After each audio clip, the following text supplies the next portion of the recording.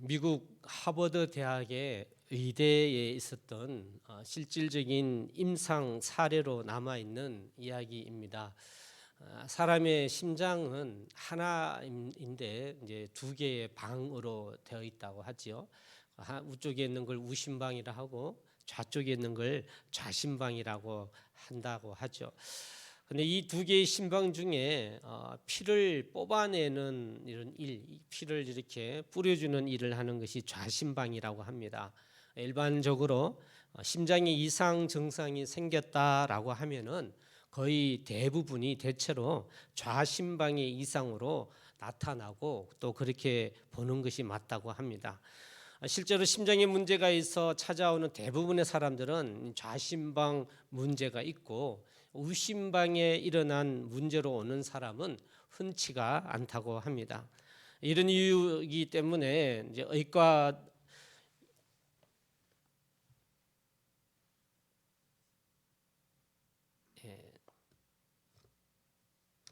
죄송합니다. 멀쩡한 아이패드가 갑자기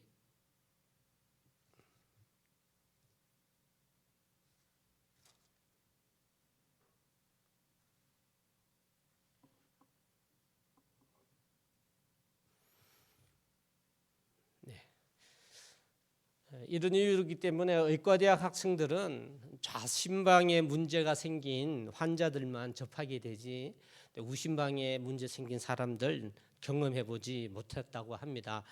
하버드 대학 의과대학의 심장내과 전문의인 닥터 레빈이라는 의사가 있었던 실질적 이야기라고 합니다. 어느 날 한 여인이 이 의사를 찾아 진료실에 왔습니다.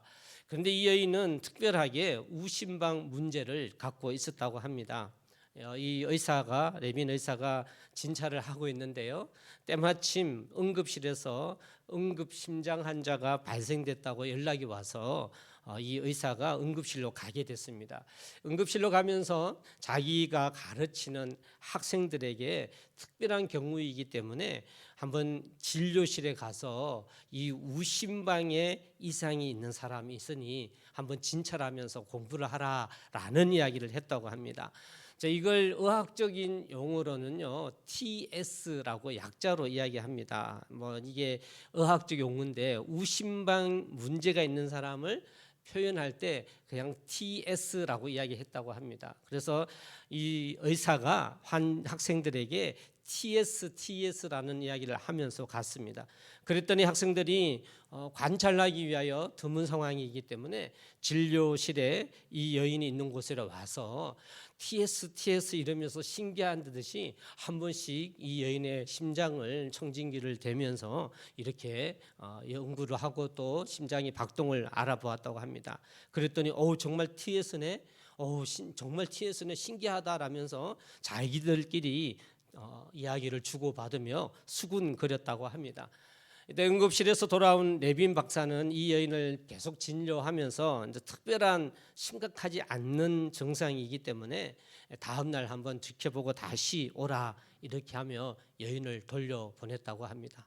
그런데 그날 저녁에 응급실에 이 여인이 급히 다시 실려왔습니다. 바로 낮에 진료했던 그 여인이 실려왔는데 이 여인의 심장이 극도로 심각하게 약해져 버린 것입니다. 레빈 박사도 급히 와서 이제 응급 처치를 하고 입원을 시킨 후에 그 다음 날 왜인지 궁금해서 이 여인에게 물어봤습니다. 도대체 어제 저녁에 무슨 일이 있었느냐? 심장에는 어제 특별한 문제는 없었는데 무슨 일이 있었습니까? 라고 물었는데 이 여인의 대답은 입을 열지 않더니 계속되는 질문에 선생님이 더 잘 아실 것 아닙니까? 라는 말만 하더라는 겁니다. 나중에 보니까 이 이유는 이러했습니다. 학생들이 수군거린 TS를 여인이 과연 이게 무슨 뜻일까라고 궁금해하다가 의학의 용어를 알지 못하는 일반 사람이길래 자기 스스로 이 환경, 이 현상을 짐작해서 생각을 했습니다. 그래서 이 TS를요 터미네이터 시츄에이션이라 그래서요 이게 TS에서 끝난 상황이다 이렇게 자기가 이해를 한 거예요. 그래서 자기는 자기 스스로 생각하기를 이 TS를 내 심장이 심각한 상태여서 끝난 상황이구나라고 결론을 내리며 큰 충격을 받았고, 의사 선생님이 돌려보낸 이유도 삶을 정리할 수 있는 시간을 주셨구나 이렇게 생각하며 자기는 스스로가 심각한 심장이 되어서 곧 죽을 것이다 라는 이런 생각을 갖게 되었고, 그 생각 때문에, 그 말의 해석 때문에 이 여인은 실제로 심장이 갑자기 악화되어서 병원에 다시 입원하게 되었다고 합니다. 이 임상의 어떤 사례로 의하면 박사는요, 그 이야기를 듣고 TS가 무슨 뜻인지 설명을 해줬답니다. 충분히 설명을 해줬는데요, 여인은 받아들이지 않았습니다. 그냥 자기를 안심시키려고 하는 거다 이렇게 생각해버리고 자기 스스로 결정을 하고 말았다는 것이고요. 결국 안타까운 일입니다만 이 여인의 신장 기능이 급속히 악화되어서 그녀가 생각한 대로 일찍 생을 마감했다라고 이야기합니다. 여러분, 사람의 말로 자기가 단정 짓고 결정 내린 그런 어떤 마음가짐 때문에 일어난 참 어쩔 수 없는 것이 아니지만 어이없는 상황이다 이렇게 봅니다. 사랑하는 성도 여러분, 우리가 하고 있는 말이라고 하는 것이 과연 무엇일까요? 말은 단지 의사소통의 한 수단으로서만 기능하는 것일까요? 의사소통으로만 끝나는 것일까요? 저는 그렇지 않다 봅니다. 말은 상상할 수 없는 힘을 가지고 있습니다.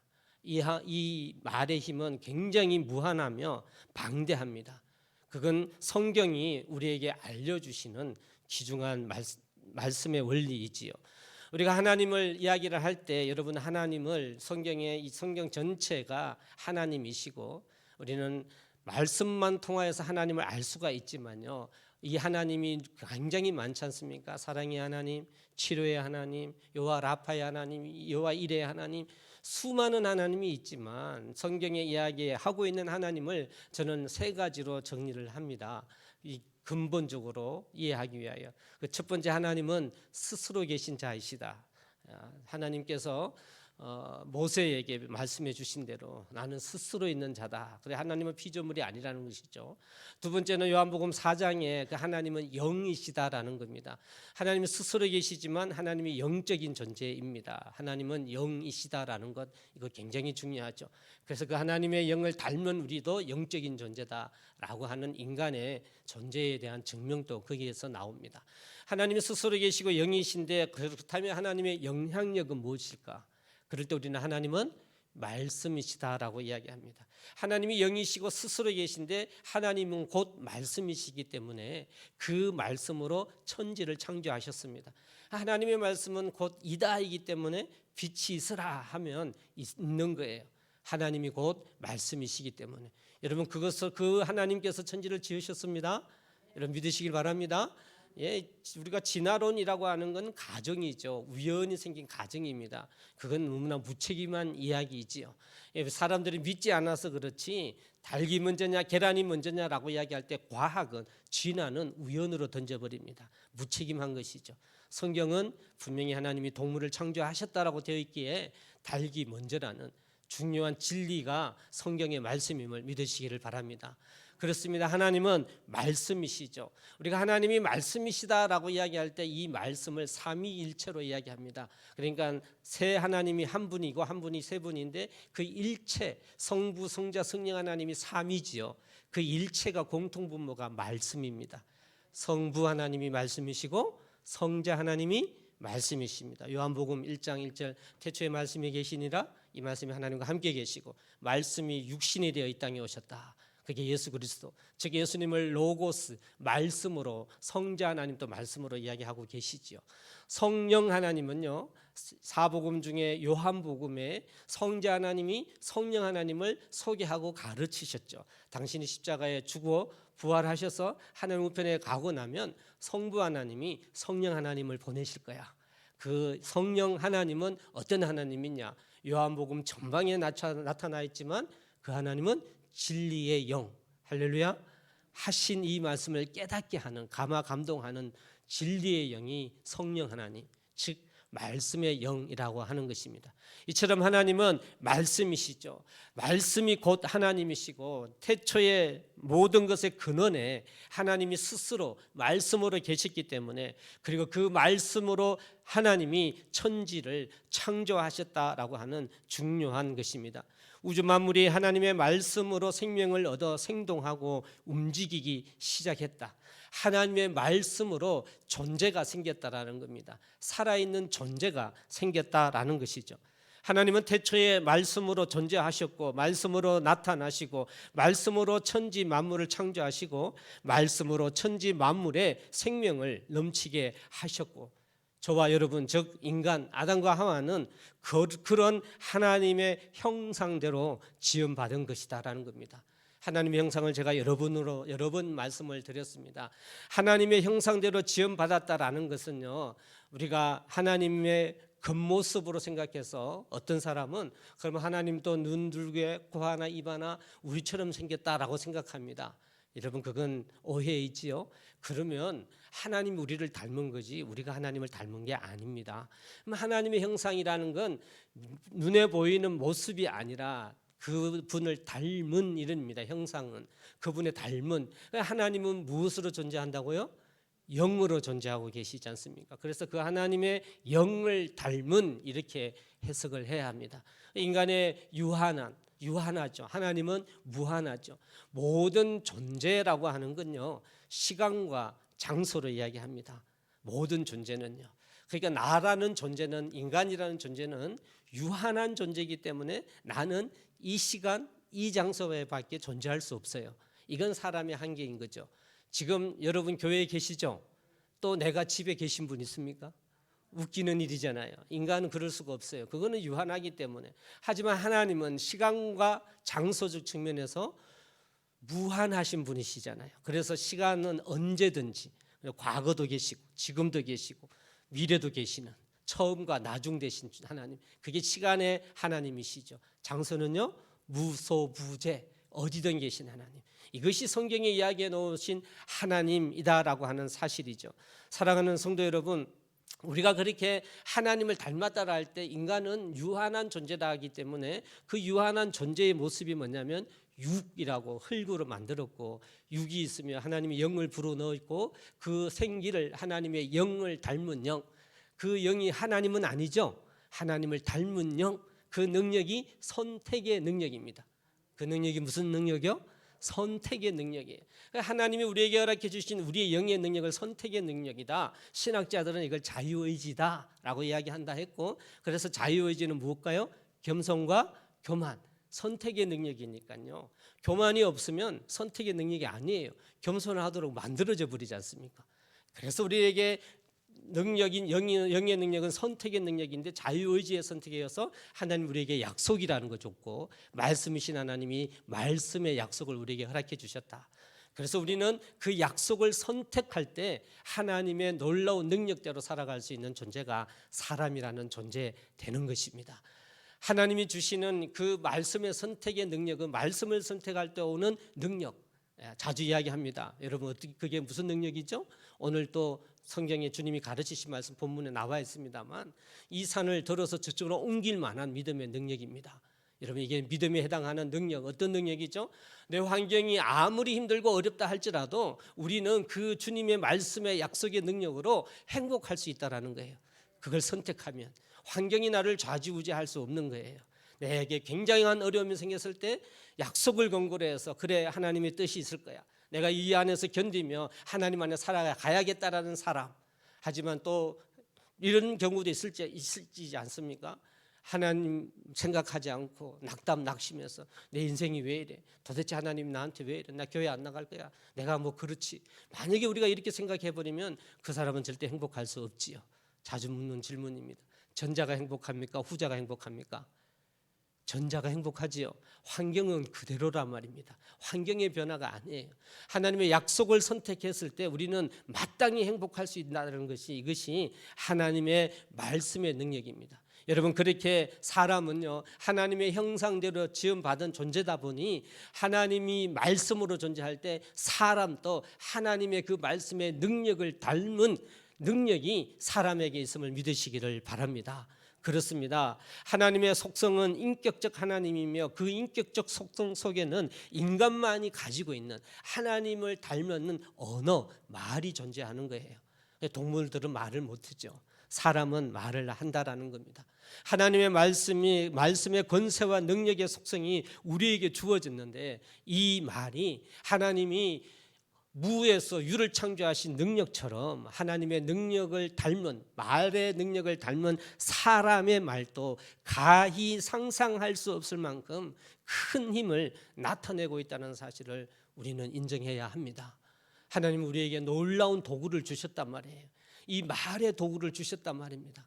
그래서 이 말은 악하고 선한 게 아니라 그랬죠. 그렇죠? 도구라고 했습니다. 사람이 그렇습니다. 돈이 그렇습니다. 이건 하나님이 합당한 도구입니다. 능력 있는 것입니다. 굉장한 능력을 갖고 있는 게 도구의 능력인데요. 여러분, 그것이 말의 의미요, 말이 하나님 주신 섭리라고 하는 사실입니다. 여러분, 이 사실을 우리가 인정하지 않는다면 우리는 말을 너무 함부로 사용합니다.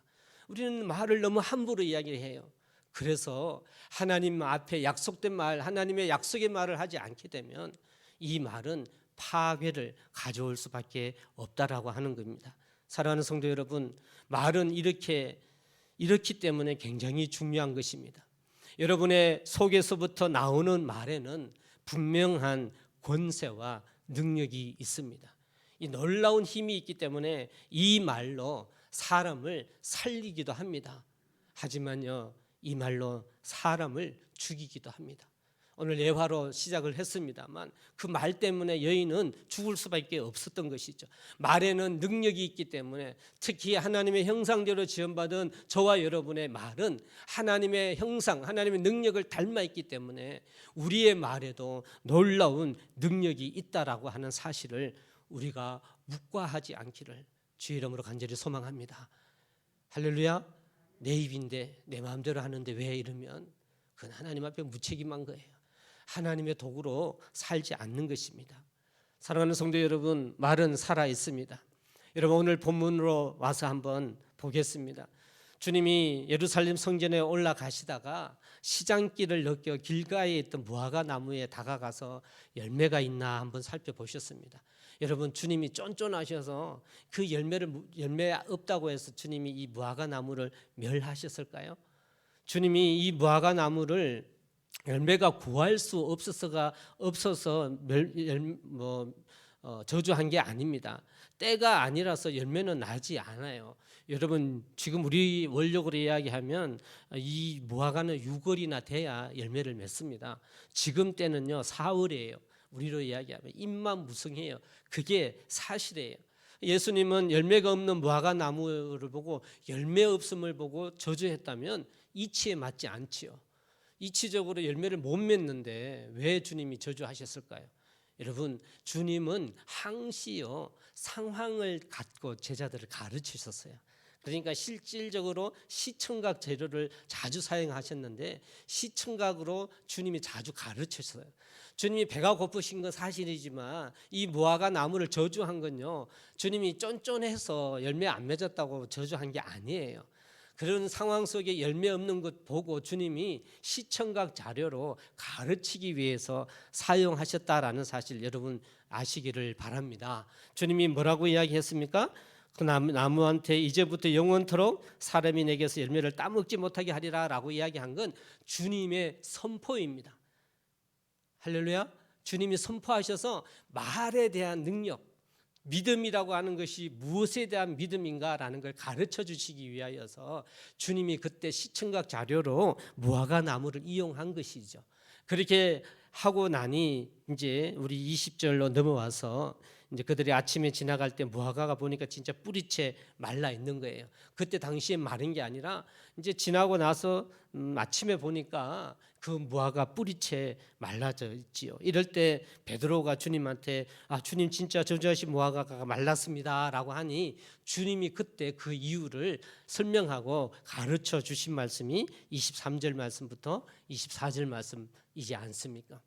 사랑하는 성도 여러분, 주님은 제자들에게 하나님이 어떤 것이고 또 하나님이 제자들에게 하시고자 하는 것을 전하기 위해서 한 이야기인데요. 그 가르침의 핵심이 무엇인가요? 우리 23절을 같이 한번 봉독해 봅니다. 23절입니다. 시작.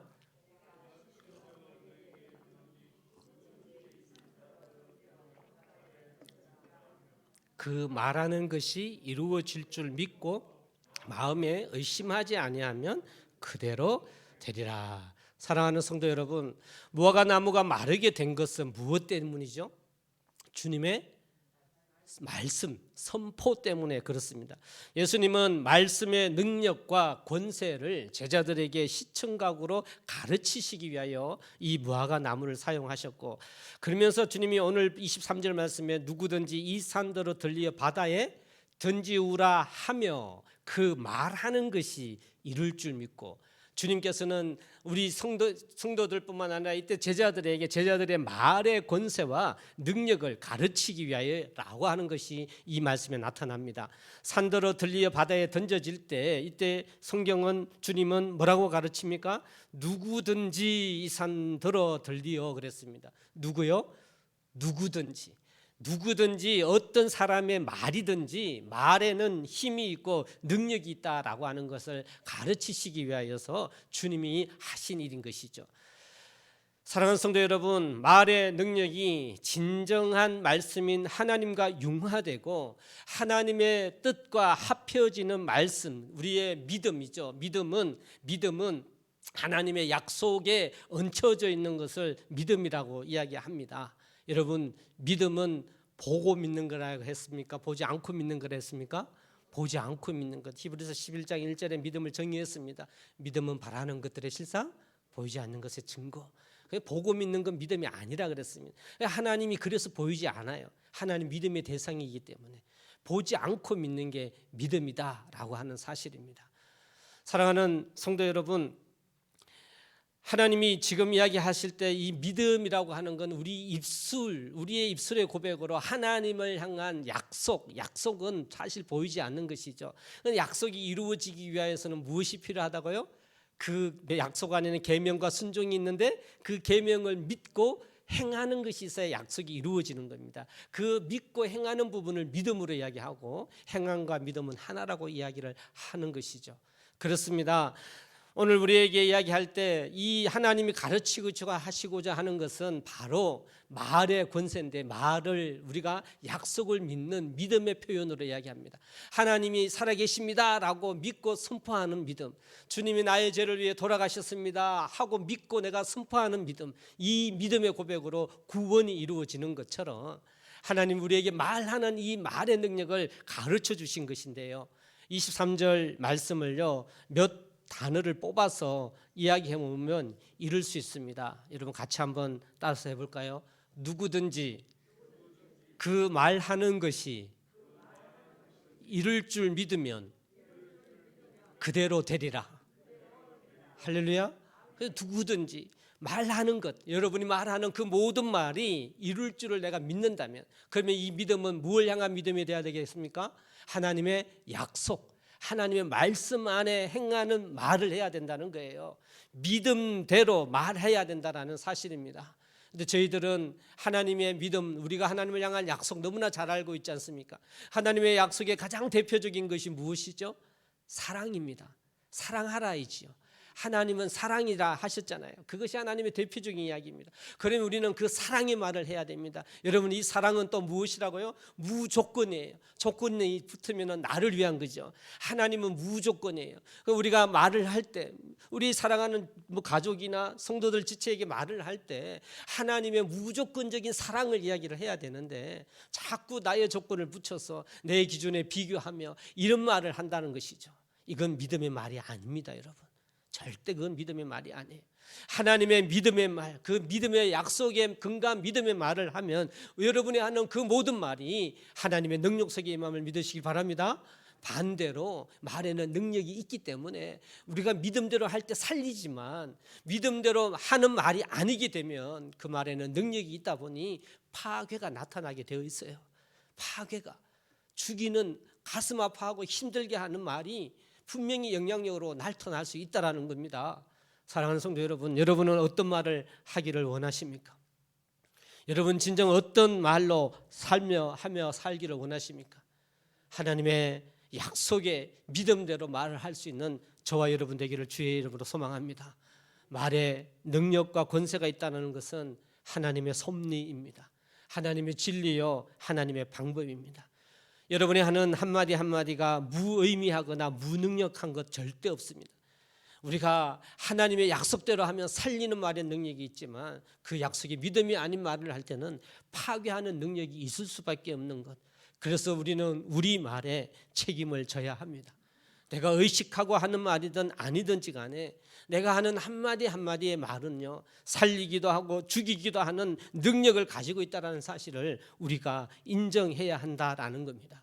잠언 18장 21절 말씀에 죽고 사는 것이 혀의 권세에 달렸나니 혀를 쓰기를 좋아하는 자는 그 열매를 먹으리라 그랬습니다. 이건 무엇이죠? 좋은 열매든 나쁜 열매든 내가 말하는 이 혀에 권세가 있기 때문에 그 말의 혀대로 우리의 인생이 열매를 맺게 되어 있다는 것입니다. 살리는 열매를 맺느냐, 파괴의 열매를 맺느냐, 나의 혀의 권세에 달려 있다라고 이야기하는 것입니다. 사랑하는 성도 여러분, 살리는 말을 하기를 소망합니다. 하나님의 약속에 있는 말을 하기를 소망합니다. 그러면 여러분의 자녀가, 여러분의 배우자가, 여러분의 성도가 하나님 안에서 정말 열매 맺으며 더 그 살리는 놀라운 효과가 나타날 줄 믿습니다. 말에 능력이 있으니 이제 이런 말을 합시다. 한번 같이 하면 좋겠습니다. 믿음의 긍정적 행동을 지배하는 말을 하자. 믿음의 긍정적 행동을 지배하는 말을 하자. 그렇습니다. 하나님의 약속을 근거로 해서 긍정적 행동을 다스리는, 긍정적 행동이 나오는 말을 해야 해요. 부정적인 게 아니라는 겁니다. 내 입술에는 부정적인 말은 절대 부정적인 건 주님의 말이 아닙니다. 100% 아닙니다. 주님은 부정이 아니시기 때문에 그래요. 주님은 사랑이시기 때문에 그래요. 그래서 우리는 항상 긍정적인 행동을 나타내는 말을 해야 돼요.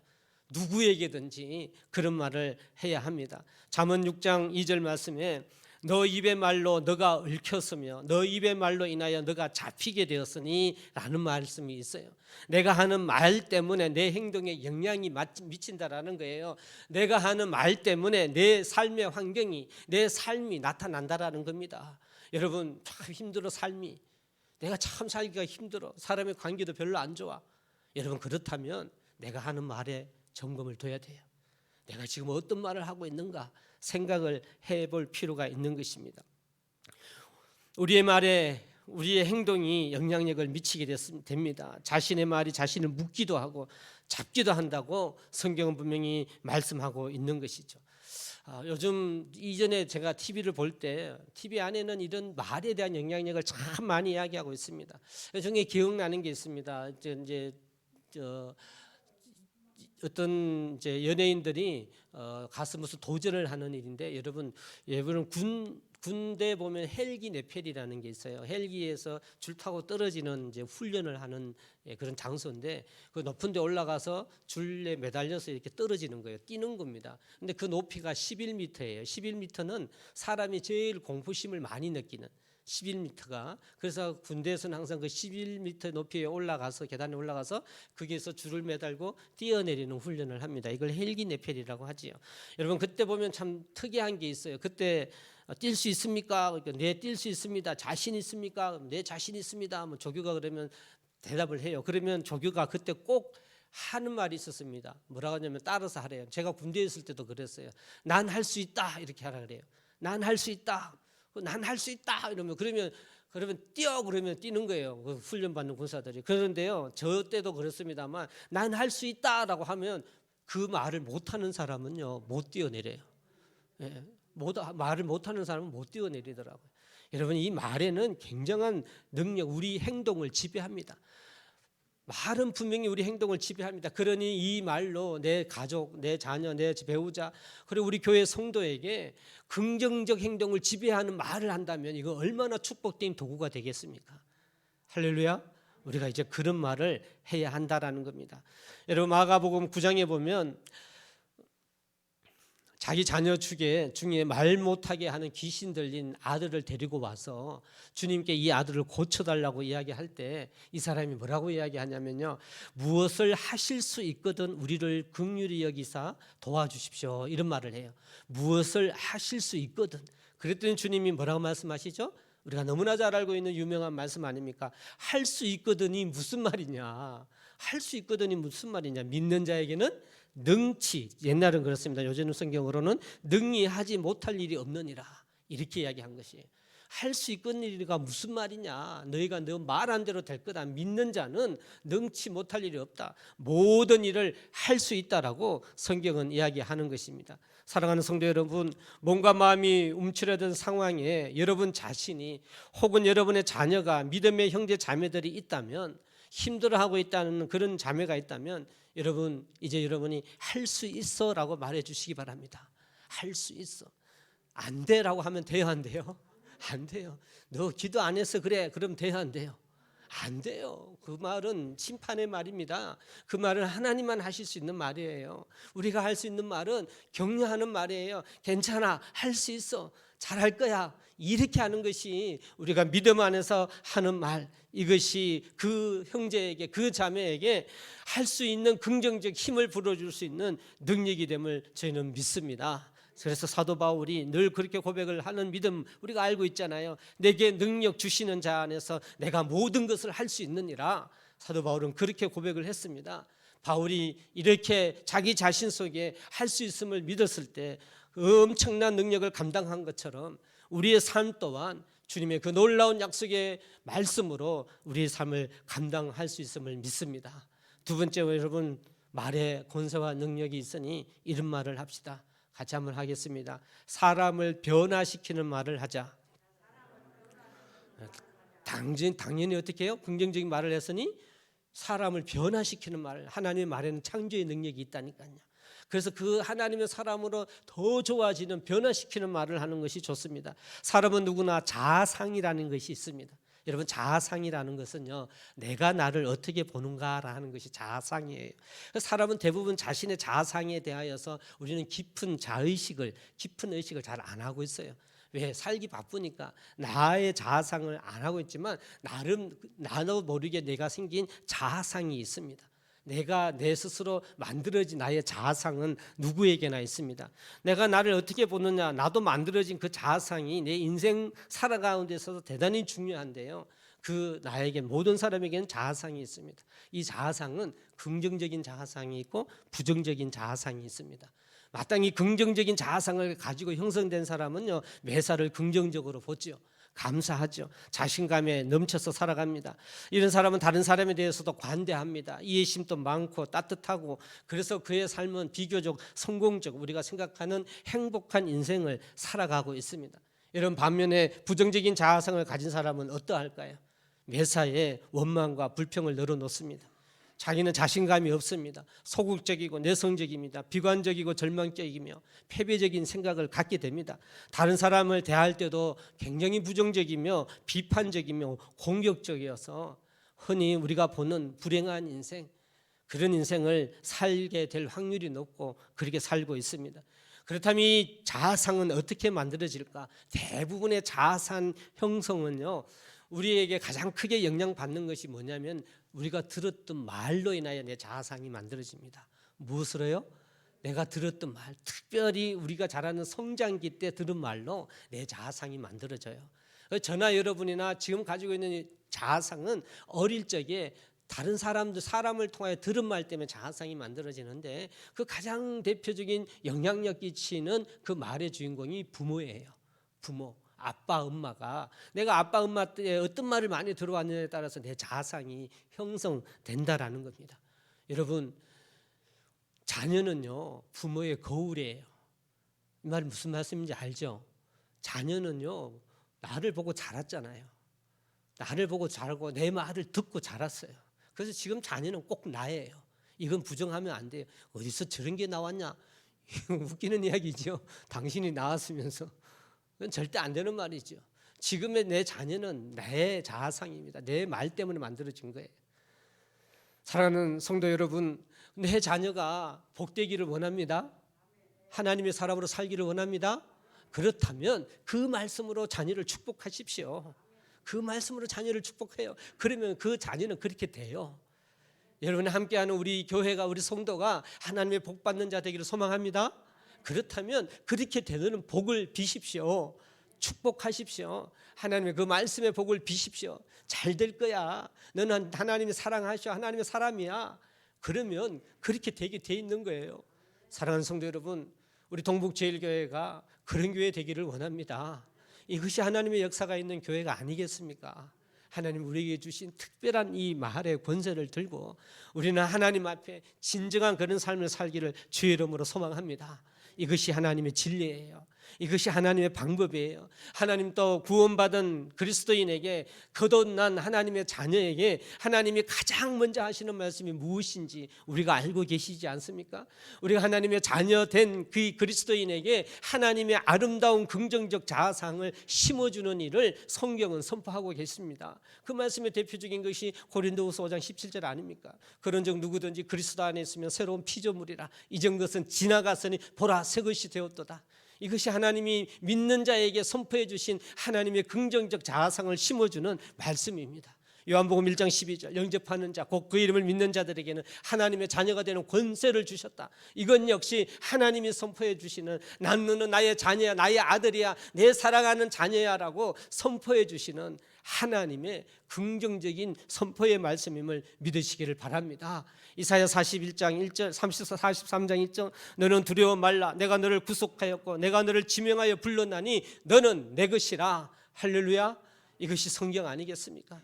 이것이 성경에서 오늘 무화과 나무에게 선포하신 하나님의 그 말씀의 능력으로 저와 여러분에게 성도들에게 선포해 주신 하나님의 말씀입니다. 이 말씀이 곧 내가 될 것입니다. 이 말씀대로 나는 살아갈 것입니다. 이것이 하나님의 원리이기 때문에 그렇습니다. 이제 우리에게 주어주신 하나님의 능력, 말씀의 능력의 능력 하나님 나에게 주어주셨는데 내가 과연 이 말을 어떻게 하며 살까? 과연 내가 살리는 말을 할 건가? 죽이는 말을 할 건가? 내가 하나 되게 하는 말을 할 건가? 파괴하는 말을 할 건가? 여러분 이건 여러분에게 달렸습니다. 이것이 하나님이 주신 의지예요. 능력이에요. 약속을 근거로 하여서 하나님 앞에 영광 올려드리는 삶 살기를 주의 이름으로 소망합니다. 행복한 사람의 배경에는요 반드시 행복을 만들어주는 말이 있습니다. 사회적으로도 성공한 사람의 배경에는요 반드시 성공을 만들어준 말이 있습니다.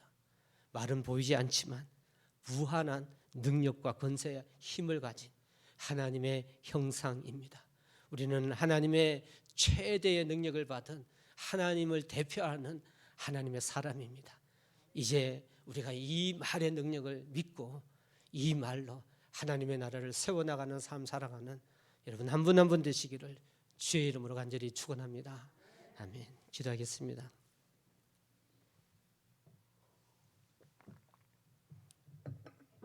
오늘 하나님이 우리에게 말씀해 주셨습니다. 이 말씀이 나에게 한 말씀입니다. 하나님 제가 이 말씀 믿습니다. 주의 능력을 선포